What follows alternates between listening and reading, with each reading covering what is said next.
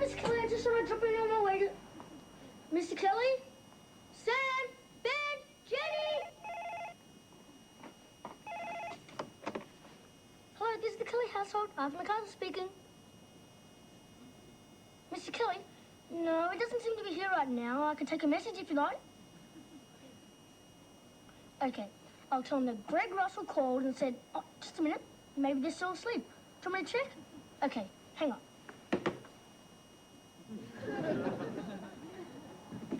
Mr. Kelly, are you here? Mr. Kelly, wake up.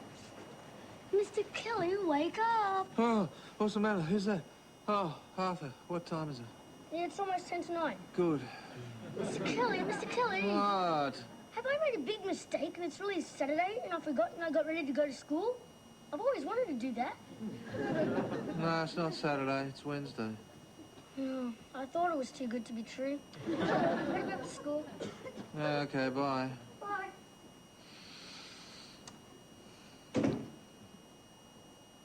Wednesday? 10 to 9. Get up! Get up, come on! Everybody, quick, get up!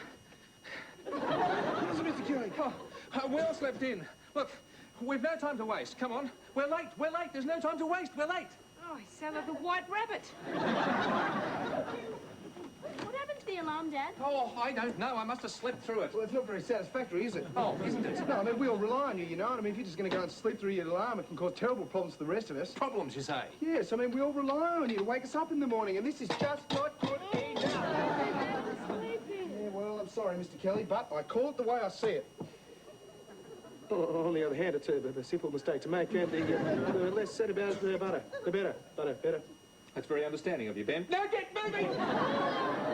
Right, quick, everybody, have breakfast. No, there's no time for breakfast. Here, have some fruit, have an orange, have an apple, have a banana. Oh, Dad, I don't like bananas. Well, swap with Ben. I like apples. Oh, I love bananas. Well, come on, everybody, do something, get moving, get a wriggle on, do something! Dad, you're panicking. Do you realise that? Jennifer, your school said that if you are late one more time this term, you'll be on detention till you're 29. Do you realise that? Good panicking, Dad. Keep it up. Hurry! Jennifer! Yes, Dad? How many times have I told you not to leave the phone off the hook? I don't remember doing it, but I must have. Sorry, Dad! Well, don't do it again. Wake up! Oh, wait. Oh, maybe do it with pride, but I'm awake.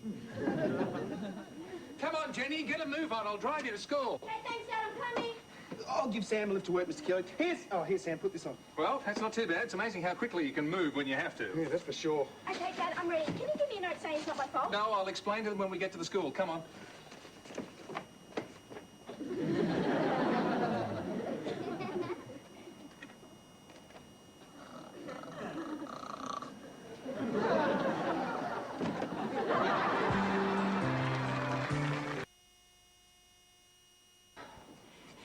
What time of the morning do you call this to be arriving? Now, Betty, don't start. So far today has been a total disaster. I slept in and we've all been rushing ever since. Well, there you see. You shouldn't have to rely on mechanical means to wake you up. Oh, is that right? Yeah.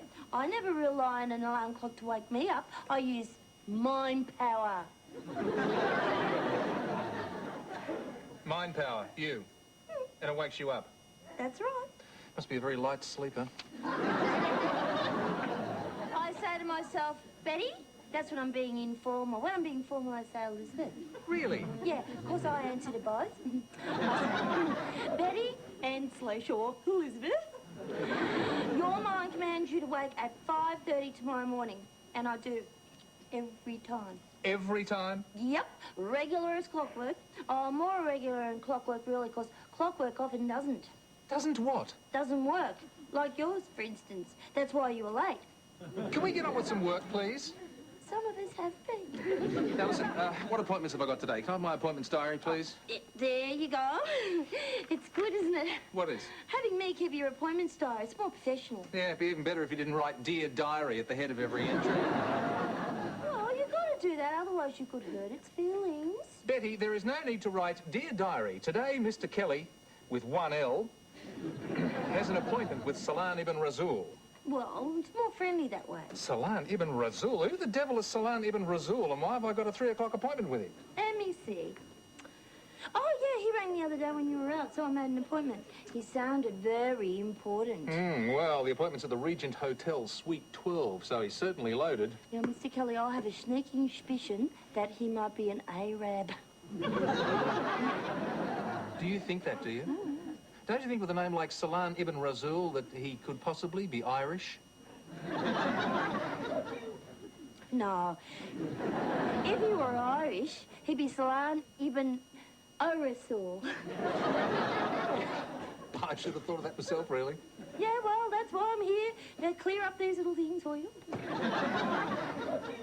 No, I'm sorry, Mr. Blunt. I'm afraid it's not here. He's having an important meeting with an Arabian person. But I'll tell him you called. Yes. Goodbye.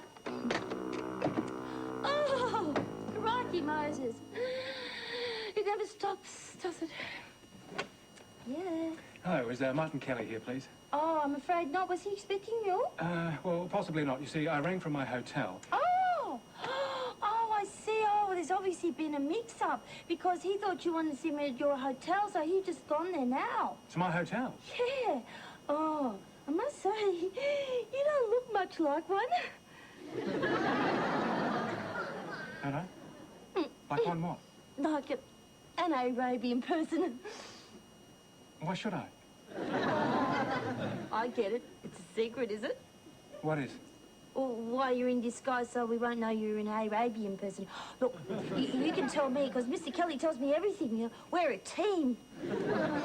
Look, I rang this morning. Oh, to change the meeting. Oh, no wonder. Well, that explains it all, because there wasn't anyone here. Well, there was someone here. I heard a lot of shouting over the phone, and someone hung it up. It was quite confusing.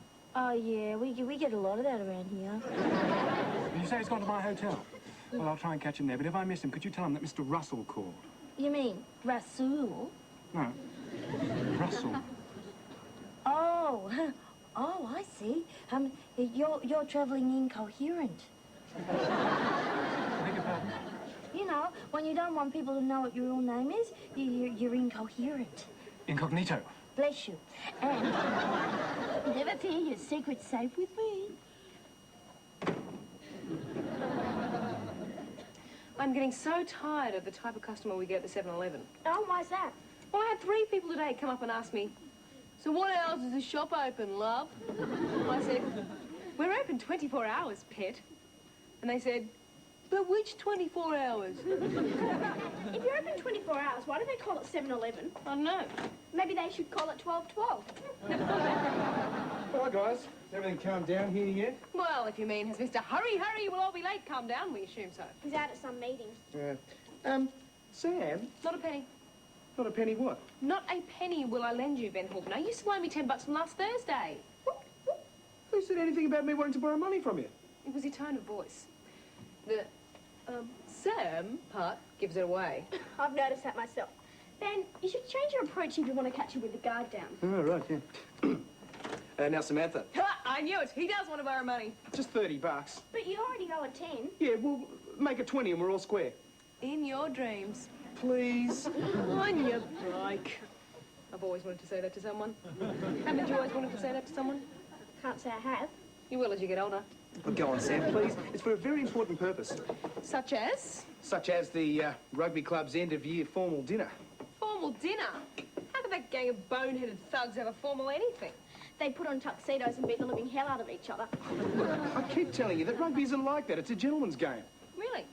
And who was the gentleman who stamped on your hand in the semi-final? Yeah, that was an accident. Ben, you did it 5 times. Yeah, well, the first 4 were accidents and the 5th was purely out of habit. And anyway, they're not all like him. Look, don't talk to me about rugby. Remember, I was the one you set up with a date for Snagsy. Oh, yeah, how was it? How could anything be with someone called Snagsy? No, look. You see, rugby gives you the opportunity to meet important people. And stamp on their hands. The wonderful thing about rugby is that it puts you in contact with important people who can help you in life. Such as? Well, such as judges and members of parliament, and people in the entertainment industry. Name 3. Oh, well, let's see. There's Malcolm Carrington, judge in the High Court. Peter Horrocks, senator in Canberra. No, not them. The important ones. Name 3, them. What? The ones in the entertainment industry. David Parsons is a member of our club. David Parsons? The David Parsons? No, the other one. I don't know if it's the David Parsons. theatrical producer. The one who's always putting on musicals and plays and fabulous events. Oh, yeah, he does a bit of that. Does a bit of that. Does a bit of that. Ben, he is the foremost stage producer of our time. Is he? Oh, I just thought he used to be a reasonable inside centre. Introduce me. Suppose I could? No, must, Ben. You must. Yeah, well, Sam, you know how it is. He may have forgotten who I am by next year. After all, the rugby club dinner may be the last opportunity I get to see him for quite some time. Money. You need money. Here. Take $20. No, take $30. Oh, have some silver too. Take that. I don't feel right watching this. Sam, I'm not sure when I can repay this. Keep it.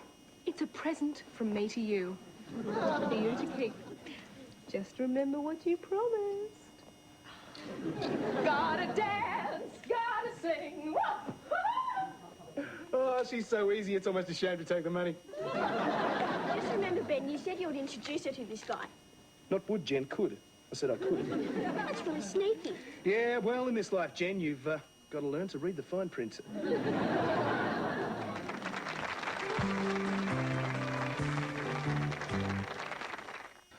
Oh, Mr. Kelly, how'd it go? Did you find out what Mr. Rasool wanted? Yes, as a matter of fact, Betty, he wanted to offer me a job. You? Yes, me. What sort of job? Well, what sort do you think? Municipal dog catcher? So, what did you tell him? I told him I'd think it over. Betty, they're offering $300,000 a year. Gee, that's a lot for a dog catcher. No, you great bonehead. They want to employ me as an architect. They've got this deep water port in this entire mini city they want designed and built. It's a fantastic job. Wow, are you going to take it? Well, there's only one drawback. It's in Saudi Arabia. Oh, yeah, that is a bit of a problem. Yeah, it certainly is. Yeah, it'd take you ages to get to work each day. And then, when you get there, it'll be about time to turn around and come right back again. You know, Betty, sometimes I despair of any logical thought ever penetrating that thick veil of fog which shrouds what we loosely refer to as your mind. You know, Mr. Kelly, if I understood what you just said then, I could probably take offence. Yes, I wouldn't disagree with that. But there's only one thing I don't understand. How did they know about me? I mean, they had my resume and everything. Hi, Miss Kelly. Hi, Betty. What's new? Oh, Arthur, Mr. Kelly's been offered a job by some Arabian people. Yeah? How did we go? What do you mean, we? Don't you remember? I saw the ad for that job in your architecture magazine last week. That's right, so you did. And you said you weren't interested, so I thought I'd take a crack at it. You? Yeah, I want to make big money so I can impress Elm McPherson. So you sent him a copy of my resume? That's right. How'd you get your hands on a copy of my resume? Yeah, I think I might have given him a copy. Might one ask why? Well, he wanted to know what was in, what a resume was, what was in it, and I thought he needed it for school, so I sort of gave him a copy. And you sort of sent it off? Yeah. Arthur, if you wanted the job... Well, you said there's nothing in the ad saying 10-year-olds not apply. Oh, of course. This is all my fault. Arthur, if you wanted the job, why did you send him my resume? Because there's nothing in mine. I'm only a little kid. Of course. All my resume says is, got born, turned 10. But what makes you think that Mr. Kelly's resume could help you? Well, I was just using it to get him interested. Oh, really? Yeah, then I plan to win him over with my natural charm. Please. Listen, Arthur, you are not to send my resume to people. Well, I only did it once, and after I cracked this job, I won't need you anymore. Can't you get into your head? They offered me the job, not you. You're only a little kid, remember? You mean you're taking my job? It's not your job, and yes, I am thinking it over. That's typical. I do all the work and you step in and take the benefits. I did not. Well, I'm hurt by your chicanery, Mr. Kelly. Deeply, deeply hurt. He's not a 10-year-old kid, he's a 40-year-old midget. Mr. Kelly, did he look like an Arab when you saw him? Who, Arthur? No, Mr. Rasool. Well, he wasn't riding a camel, but yes, he looked reasonably like an Arab. Oh, only he didn't when he came here. He was here. Yeah, he thought you wanted to meet him here. So I told him you got to the hotel and he went back to find you. Well, I was running a bit late. He must have got back there before me, but he didn't mention it. Oh, well, you know how polite Arabs are. Mind you, he didn't look much like one. But then he was going incoherent. Incoherent? Yeah, you know, when nobody wants you to know who they are, they're going incoherent. No, Betty, going incognito is what people do when they don't want you to know who they are. Is it? Yeah, going incoherent is what you do when nobody knows what you mean.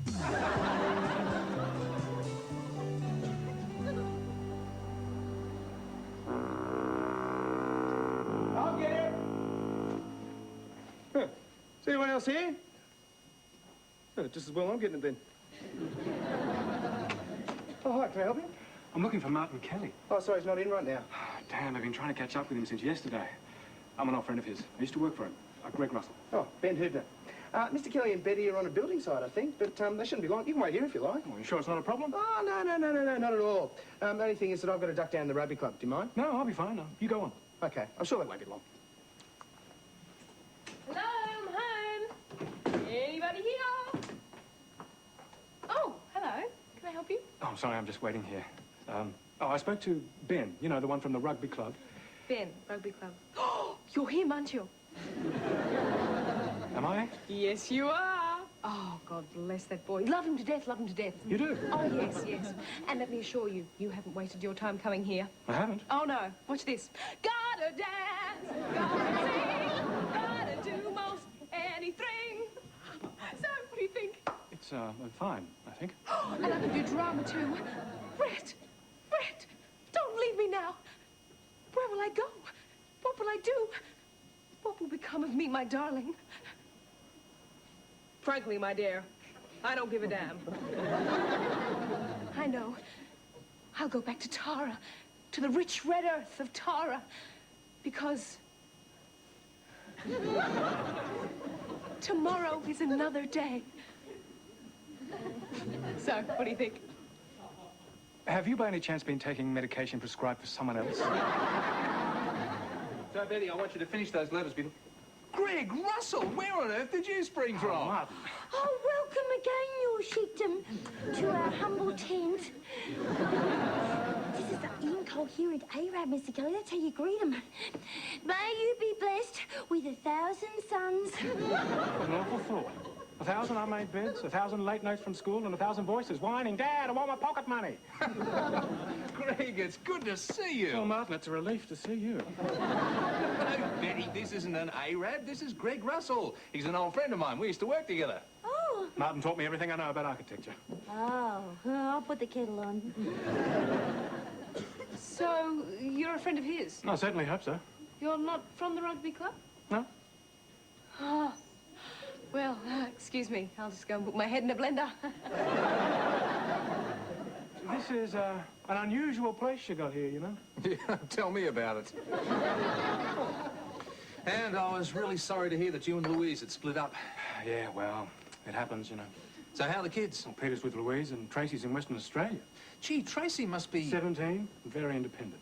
Aren't they all? So what brings you to Sydney? Looking for work. Nothing going in Adelaide. Anything doing here? Oh, I'd like to help. Love to work with you again. Unfortunately, got enough work to keep one going, but not enough for two. This is the perfect setup. I'd give my eye teeth for something like this. Yeah, it's pretty good. Mind you, take a look in this folder. There is something going, if you're interested. Ooh, holy mackerel, this sounds fabulous. 300,000 a year, luxury accommodation, your own Mercedes, and a huge entertaining allowance. Yeah, unfortunately, I don't have the experience they want. Be perfect for you, though. Yeah, I know, and I've been thinking about it. And? Uncle Greg! Oh, Jenny, oh, my God, haven't you grown up? Oh, how are you? What are you doing here? How long are you staying? How are Tracy and Peter? Tracy and Peter are fine, I'm fine, and they both send their love. So, are you staying for a while? Actually, Greg's going to be staying for a couple of days, Jen, so you'll have plenty of time to catch up on things. Right now, we're talking business. Okay, I'll catch up with you later. Bye.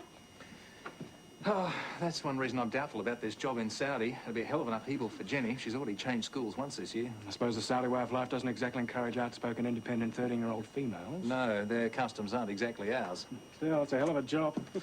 What an opportunity. A complete blank slate to design a city. Yeah, but say I stay there for 2 or 3 years. I mean, what happens to my business here? I spent 10 years building it up. True. And what about Betty? I'd be putting her out of a job. You couldn't take her with you. Silly question. It's a pity you can't do what doctors do. What, overcharge people? I mean, when a doctor wants time off, he simply hires a locum to take his place. All you need is someone to look after things for you. Oh, yeah, but in this case, I'd need someone who was willing to work here and live here. It'd have to be somebody I knew and trusted because they'd be looking after Jenny. And she'd have to get along with them and vice versa. I mean, where am I going to find someone like that? You'd be willing to do that? Why not? I'm looking for work. I need a place to live. I think Jenny's a great kid. And like I said, this is a perfect setup. Well, certainly bears thinking about, doesn't it? Yeah, it certainly does. So what do you reckon, Mr. Kelly? Well, Ben, I'm thinking seriously about it. I think you should go, Dad. It's a great opportunity. Oh, wonder who that could be. Just a little surprise for Sam. Producer from the rugby club. Asked him to drop by on his way to work. Oh, I see. Now, listen, Jen, are you sure you wouldn't mind? Of course not. I could come and see you during school holidays, couldn't I? Definitely. Then go for it. Well, I'll seriously consider it.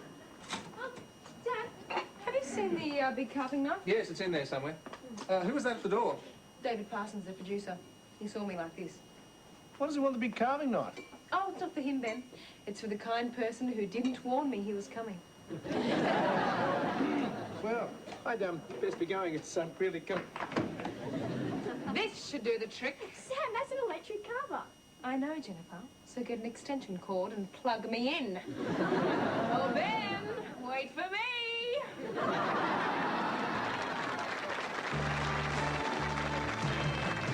It's Christmas with the in-laws, a nightmare on Newlyweds, guest starring John Wood, next on Prime. Then Ghostbuster Bill Murray is a mean and nasty business tycoon who discovers the real meaning of Christmas, courtesy of three of the looniest spooks around, in the movie premiere Scrooged, 8:30 tonight on Prime.